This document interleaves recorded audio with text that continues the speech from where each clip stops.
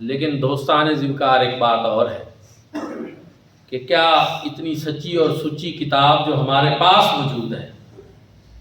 ہمارا اس سے تعلق کس طرح کا ہے؟ رسمی سا، واجبی سا، اس کی گہرائیوں میں کیا ہم جاتے ہیں، غوطہ زنی کرتے ہیں، اس کو اس انداز میں پڑھتے ہیں جس طرح پڑھنا چاہیے؟ اللہ رب العزت نے اس میں جو احکامات نازل فرمائے، صرف یہ احکامات کی کتاب نہیں، جن آیات سے احکامات ثابت ہوتے ہیں وہ تو 500 آیات ہیں، اس کی باقی 5,500 یا 6,000 آیات جو ہیں وہ تو زندگی کے دیگر معاملات کے بارے میں، ان سے کوئی ہمارا لینا دینا ہے کیا؟ ہم نے کبھی ان کو بھی پڑھا سمجھا؟ تو میرے بھائیوں اور دوستوں، یہ چیزیں بھی از حد سمجھنے کی ضرورت ہے۔ عالم کفر کو منہ توڑ جواب دینے کے کئی طریقے ہیں۔ ایک تو یہ ہے کہ ہم یہ کہتے ہیں، ہمارا مسلمانوں کا یہ کہنا ہے، ہم یہ کہتے ہیں کہ پہلی بات تو یہ ہے کہ بین المذاہب ہم آہنگی اس کو بہتر کرنے کی ضرورت ہے۔ ہم تو نہیں چاہتے کہ دنیا کے اندر فساد ہو، دنیا میں لڑائی جھگڑے ہوں، دنیا کے اندر جو ہے وہ قتل و غارت گری ہو، ہم نہیں چاہتے، ہم چاہتے ہیں امن ہو، بین المذاہب ہم آہنگی ہو، دنیا کے سارے مذاہب مل بیٹھیں اور ان میں ایک بین المذاہب مکالمہ ہونا چاہیے کہ آ جائیں دلائل کے ذریعے بیٹھ کر بات کر لیں، تم بھی اپنی کتابیں لے آؤ، اپنے مذہب کی تعلیمات لے آؤ، یہودیت کی، عیسائیت کی، بدھ مت کی، ہم بھی اپنے اسلام کی تعلیمات کو پیش کرتے ہیں اور پھر اس میں یہ دیکھ لیتے ہیں کہ انسانیت کے لیے بھلائی کس میں، انسانیت کے لیے سب سے زیادہ جامع تعلیمات کس کی، انسانیت کے لیے نفع بخشی کس میں، انسانیت کا فائدہ کس میں، ہم اس پہ بات کرنا چاہتے ہیں۔ لیکن میں آپ کو یہ بات بتا رہا ہوں کہ اس معاملے میں مسلمان کبھی بھی 14 صدیوں میں پیچھے نہیں ہٹے،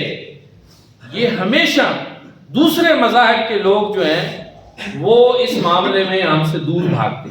وہ بات نہیں کرتے، دلیل کی بات وہ نہیں سنتے، وہ ہمارے ساتھ نہیں آتے، کیونکہ یہ ایک دفعہ نہیں، کئی دفعہ تاریخ میں اس سے پہلے بھی اس طرح کا مکالمہ یا مناظرہ کہہ لیں یا مباحثہ کہہ لیں، اس کی کوششیں ہوئی ہیں اور عالم کفر کو ہمیشہ منہ کی کھانی پڑی۔ تو اس لیے میرے بھائی اور دوستو، پہلی چیز یہ کہ ہم کہتے ہیں کہ بین المذاہب مکالمہ ہونا چاہیے، تہذیبوں کا تصادم نہیں ہونا چاہیے، لیکن وہ اس طرف نہیں آتے۔ یہ دنیا کو تو وہ بڑا دکھاتے ہیں کہ ہم امن کے علمبردار ہیں، ہم عالمی امن کے ٹھیکیدار ہیں، لیکن حقیقت یہ ہے کہ اس طرح کی ناپاک جسارتیں اور حرکتیں کر کے وہ یہ بھی ثابت کرتے ہیں کہ وہ اسلام کے حوالے سے ان کا رویہ دوہرے پان کا شکار ہے، منافقت پر مبنی ہے، اور ان کا جو امن کا فارمولہ ہے وہ مسلمانوں کے لیے اور ہے اور ان کے اپنے یورپ کے لیے اور ہے۔ دوسری چیز جو اسی ضمن میں وہ یہ ہے کہ بین المذاہب مکالمے کے ساتھ ساتھ جو ہے آزادی اظہار رائے کا ڈھنڈورا وہ بہت پیٹتے ہیں۔ وہ کہتے ہیں کہ مثلا جس نے ملعون نے یہ ناپاک جسارت کی ہے قرآن جلانے کی، یہ اس کی ایک اپنی رائے ہے، اگرچہ اب ان کی حکومت بھی سویڈن کی اس کے ساتھ کھڑی ہو گئی ہے، کہتا ہے آزادی اظہار رائے، ہر ایک اپنی رائے پہ عمل کر سکتا ہے، لیکن میں نے یہاں اس سے قبل بھی کئی مرتبہ آپ لوگوں کو بتایا کہ آزادی اظہار رائے کا جب معاملہ آتا ہے تو اسی یورپ میں بہت ساری ایسی چیزیں ہیں جن پہ وہ جو قانون ہمارے لیے ہمیں بتاتے ہیں وہاں خود اس پر عمل نہیں کرتے، اور وہ کہتے ہیں کہ جی کچھ حدود و قیود ہیں، کچھ پابندیاں ہیں، مثلا ہولوکاسٹ جو ہے اس پہ یورپ میں بات نہیں ہو سکتی۔ وہ اگر آزادی اظہار رائے ہر معاملے پہ ہے تو پھر ہولوکاسٹ پہ بھی بات ہونی چاہیے کہ کتنے جو ہے عیسائی جو ہیں انہوں نے یہودیوں کو مارا، کتنے قتل ہوئے، کتنے لاکھ قتل ہوئے۔ تو اس پہ ایک انگلینڈ میں اسٹوڈنٹ نے پی ایچ ڈی کا مقالہ لکھا، تو وہاں انگلینڈ میں اس کو جو ہے انہوں نے ڈگری سے محروم کر دی۔ انہوں نے کہا کہ اس نے ایک ایسے موضوع پہ ریسرچ کرنے کی کوشش کی ہے کہ جس پہ بات نہیں ہو سکتی، کیونکہ اس سے یہودیوں کے جذبات مجروح ہوتے ہیں۔ انہوں نے کہا اچھا یہودیوں کے جذبات مجروح ہوں تو بندہ ڈگری سے مروں اور وہ ریسرچ نہیں کر سکتا، اور وہ اپنا تھیسس جو ہے اس کو رد کر دیتے ہیں، اس کے تھیسس کو۔ تو اس کا مطلب یہ ہے کہ 1.5 ارب مسلمانوں کے جذبات جن چیزوں سے مجروح ہوتے رہے، اس کے لیے کوئی تمہاری حدود و قیود نہیں، کوئی پابندیاں نہیں۔ تو اس طرح کی میں اور بھی بہت ساری مثالیں پیش آپ کی خدمت میں کر سکتا ہوں۔ بتانا یہی مقصود ہے کہ یہ مغرب کا دوہرا رویہ ہے، یہ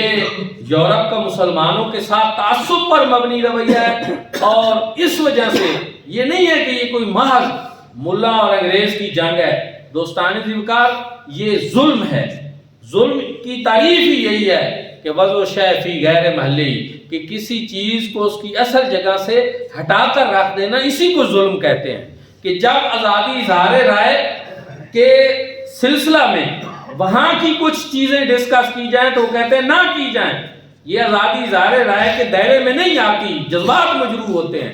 لیکن وہ جب چاہتے ہیں خاکے بنا کر مسلمانوں کی جذبات مجروح کرتے ہیں، جب چاہتے ہیں قرآن مجید فرقان حمید جلا کر مسلمانوں کی جذبات مجروح کرتے ہیں، تو یہ ظلم اور زیادتی ہے۔ اس کے خلاف مؤثر آواز اٹھانا یہ ہمارا ایک حق ہے، پرامن آواز احتجاج کرنا یہ ہمارا حق ہے۔ لیکن میں یہاں یہ بات کہنا چاہوں گا، یہ بات بھی بڑی ضروری ہے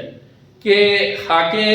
یورپ میں بنتے ہیں، قرآن پاک وہاں جلایا جاتا ہے، لیکن بدقسمتی سے ہمارے ملک میں جب لوگ احتجاج کرنے نکلتے ہیں تو یہ اپنے ملک کی املاک کو نقصان پہنچانا شروع کر دیتے ہیں، اپنے ملک کی پراپرٹی کو نقصان پہنچانا شروع کر دیتے ہیں۔ یہ بھی قطعاً درست ہے۔ بھئی ہماری جنگ تو ان کے خلاف،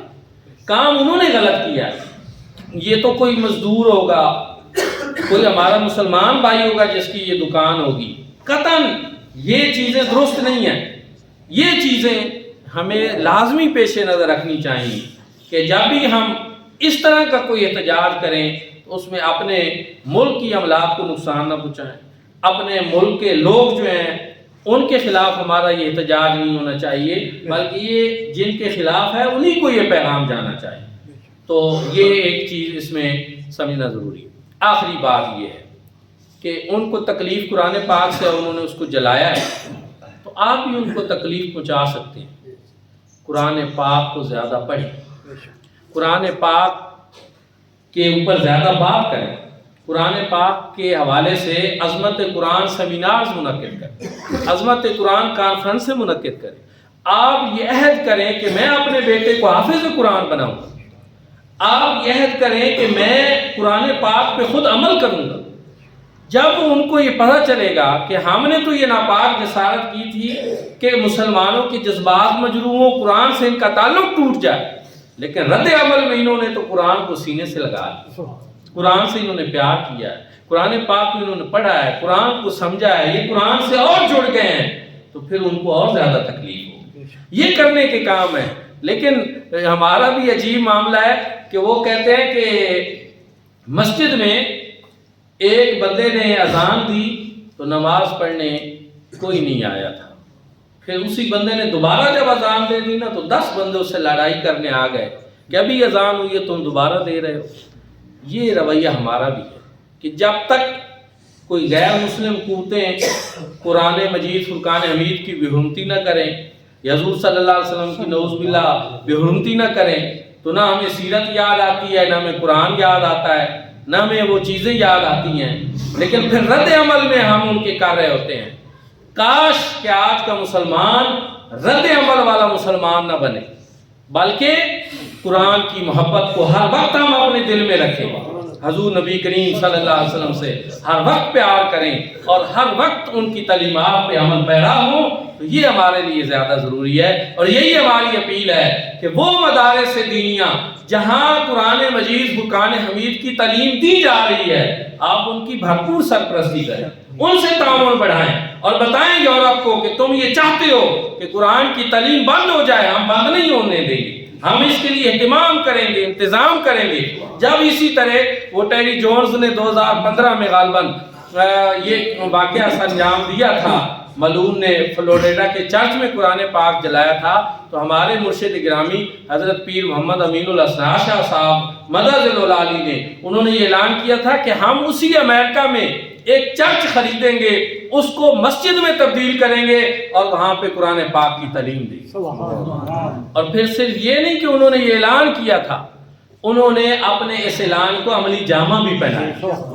اور امریکہ میں چرچ خرید کر اس کو مسجد کے اندر تبدیل کر کے وہاں پہ ایک اسلامک سینٹر اور ایک مدرسہ قائم۔ یہ ایک جواب ہے، یہ بھی ایک طریقہ ہے۔ کاش کہ ہم صرف محض جذباتی نعرے نہ لگائیں بلکہ کچھ ایسے عملی اقدامات بھی کریں کہ جن سے عالم کفر کو پتہ چلے کہ یہ اب باشعور ہو گئے ہیں، ان کو یہ بھی پتہ ہے کہ اسلام اس طرح بھی مضبوط ہوتا ہے اور اس طرح بھی قرآن پاک سے محبت کا اظہار کیا جا سکتا ہے۔ اللہ رب العزت ہم سب کو جو ہے وہ عمل